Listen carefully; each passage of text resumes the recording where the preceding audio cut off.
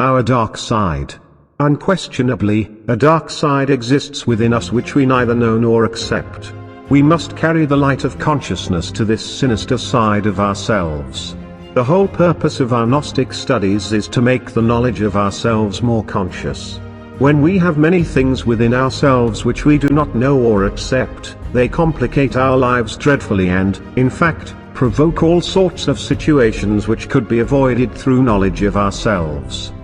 Worst of all is that we project this unknown and unconscious side of ourselves onto other people, and then we see it in them. For example, we see others as liars, as unfaithful, miserly, etc., in relation to that which we carry within ourselves. On this point, Gnosis says that we live in a very small part of ourselves. This means that our consciousness only extends to a very limited part of ourselves. The idea of the Gnostic esoteric work is to clearly expand our own consciousness. Undoubtedly, as long as we do not have a good relationship with ourselves, we will not have good relationships with others, and the result will be all types of conflict. It is essential to become much more aware of ourselves through direct self-observation. A general Gnostic rule in the Gnostic esoteric work is that when we do have a point of contention with another person, we can be certain that this is the very thing against which we must work on within ourselves. Whatever it is that we criticize so much in others is something which lies on the dark side of ourselves, and which we neither know nor want to recognize. When we are in such a condition, the dark side of ourselves is very large, but when the light of self-observation illuminates this dark side, consciousness increases through self-knowledge. This is the path of the razor's edge, more bitter than gall.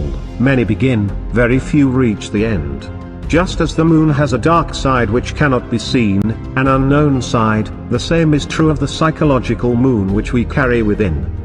Obviously, such a psychological moon is formed by the ego, the me, the myself, the I. In this psychological moon we carry in human elements which frighten and horrify, and which we would never accept that we have.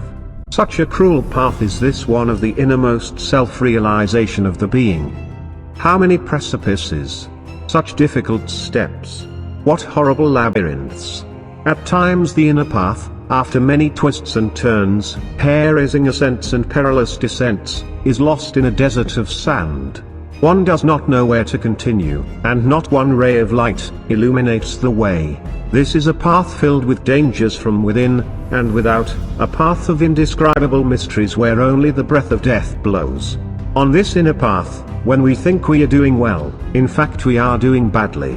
On this inner path, when we think things are going badly, it happens that things are going well. On this secret path, there are moments in which one neither knows what is good nor what is bad. That which is normally prohibited, at times is that which is right, thus is the inner path.